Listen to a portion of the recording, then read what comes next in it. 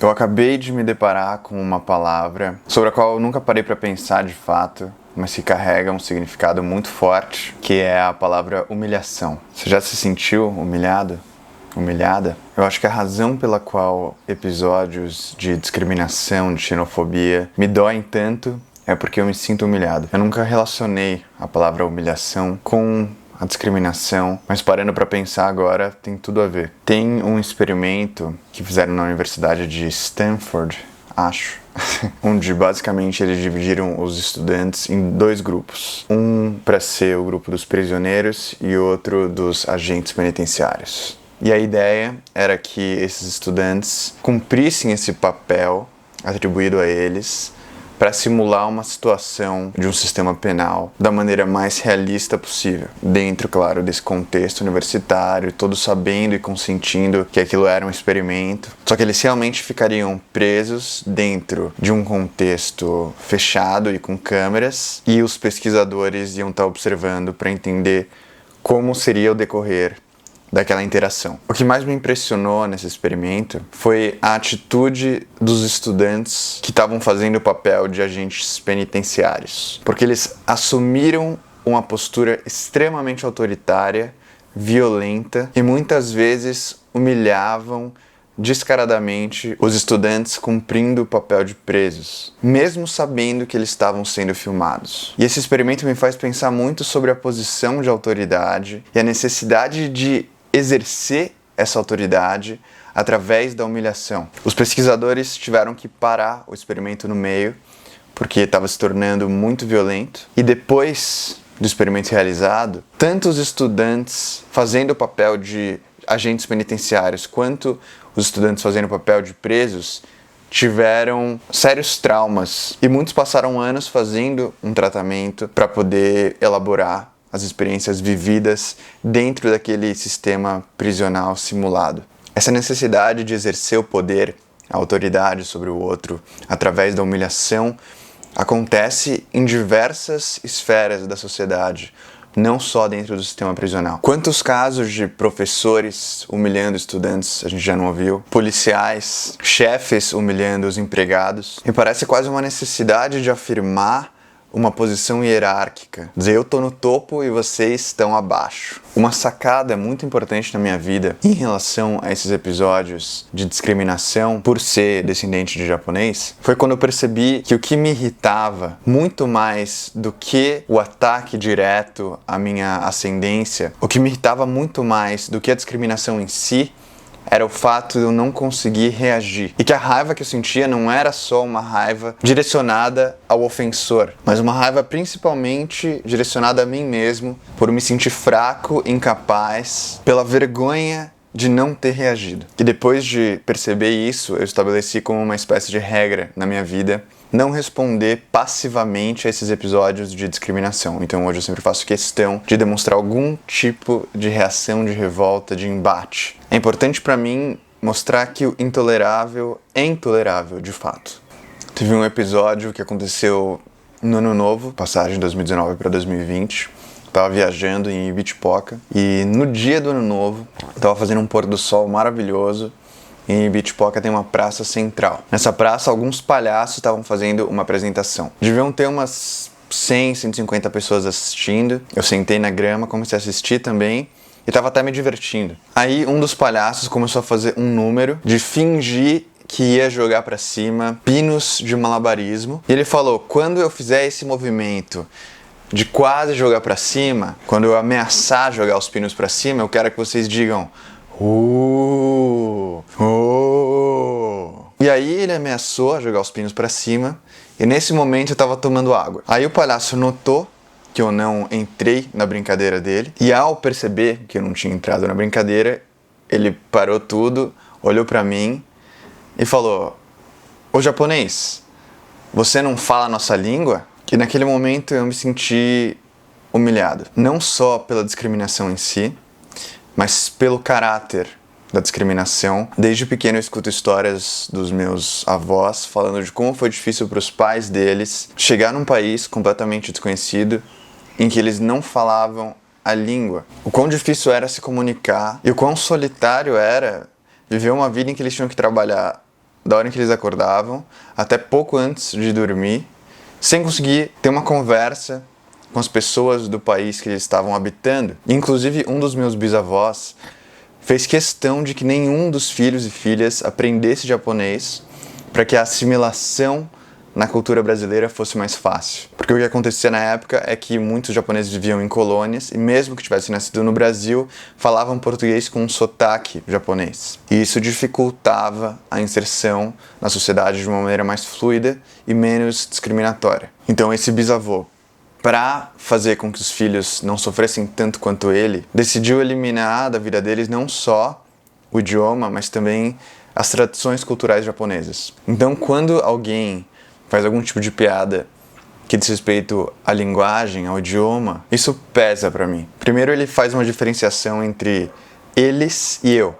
Então você não fala a nossa língua, o que significa que, por eu ter um fisiotipo oriental, eu não posso saber falar português. E além disso, o tom de deboche pra falar desse tipo de coisa não cola.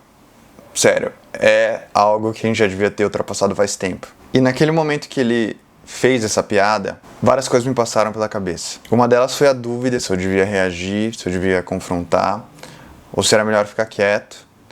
Tinham várias crianças ali assistindo, famílias felizes em celebrar o Ano Novo. Eu pensei, será que realmente eu devo estragar esse momento para essas famílias? Só que ao mesmo tempo, quando ele fez essa piada, aquelas 100 pessoas que estavam ali gargalharam de rir e foram cúmplices daquele palhaço de alguma forma. E aí eu comecei a pensar, cara, eu realmente quero mostrar para essas crianças que tudo bem chegar e simplesmente fazer uma piada ofensiva, discriminatória, xenofóbica contra um oriental? Tudo bem isso passar em branco? Enquanto eu pensava sobre isso, as pessoas rapidamente perceberam que não estava tudo bem, porque eu não dei risada, não fiquei feliz com a brincadeira. E o palhaço ficou esperando uma resposta minha. Devem ter sido uns 10 segundos de silêncio absoluto, uma tensão desconfortável.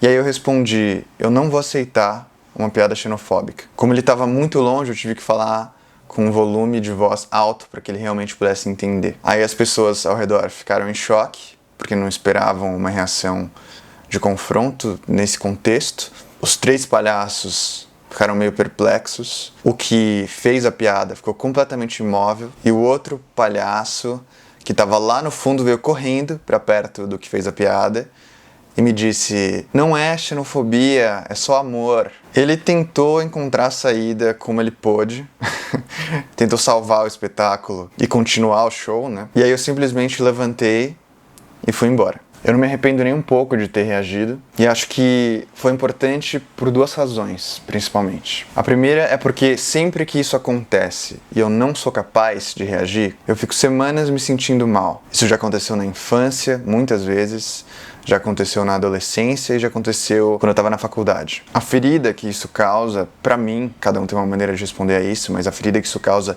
em mim é muito profunda. Então, quando eu reajo a esse tipo de situação, é quase como se essa vergonha e essa humilhação se transformassem quase numa espécie de orgulho por ter feito algo que eu realmente acredito que foi importante, porque eu acho importante se erguer quando você acha que algo não está certo. E muitas vezes eu respondi a esse tipo de discriminação de forma covarde. E acho que essa ferida que a humilhação deixa é muito mais profunda do que as possíveis implicações psíquicas de uma afronta. E a segunda razão pela qual eu considero importante tomar esse tipo de atitude nesse tipo de situação é porque eu vejo muitos descendentes de japoneses e descendentes de orientais até hoje com muita dificuldade de tomar esse tipo de atitude. E é quase como se, em parte, eu fizesse por mim, e em parte, eu fizesse por pessoas que não se sentem confortáveis para fazer isso, para que a próxima vez que esse mesmo indivíduo ou as pessoas ao redor desse indivíduo pensem em fazer uma piada desse tipo ou agir de forma discriminatória, eles lembrem dessa situação e evitem tomar esse tipo de atitude. É uma ideia meio, você não vai respeitar, você não vai agir de forma ética pelo bom senso, então você vai agir pelo medo do que pode acontecer. Eu comecei a falar desse tópico porque estou lendo esse livro e tem uma parte do livro em que o Kenzaburo Ie fala com uma espécie de narrador, que ao mesmo tempo é o autor, que quando ele era criança ele lembra do pai sendo humilhado.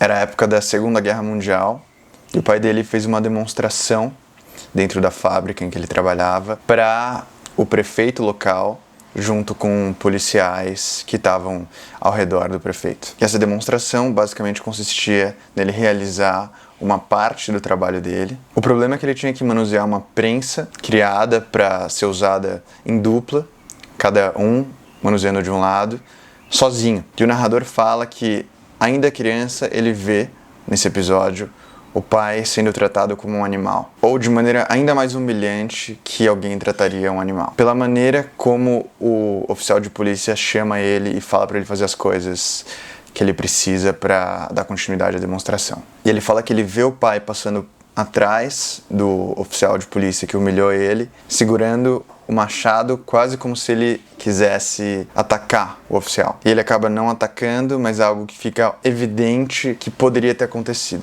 Aí o narrador faz uma reflexão sobre a violência. Ele acredita que a gente tenha internamente, os seres humanos, uma espécie de condensador de violência. Um dispositivo que acumula violência e tem uma capacidade limitada de suportar uma violência. E aí quando esse dispositivo acumula uma carga excessiva, ele acaba explodindo internamente. E ele fala que às vezes ele passa por isso, são episódios que ele chama de leap na vida dele. É como se do nada ele tivesse que descontar uma raiva excessiva em contextos completamente aleatórios. E aí ele toma atitudes que, em comparação ao que o pai dele quase fez, cometer um assassinato, são bem comedidas, mas que representam agressões. É algo que ele percebe que vai acontecer, que está acontecendo, só que ele não consegue evitar. É o condensador dele de violência ficando sobrecarregado. E ele relaciona com essas situações 2 versos do William Blake. Que o escravo que gira o moinho possa correr pelos campos,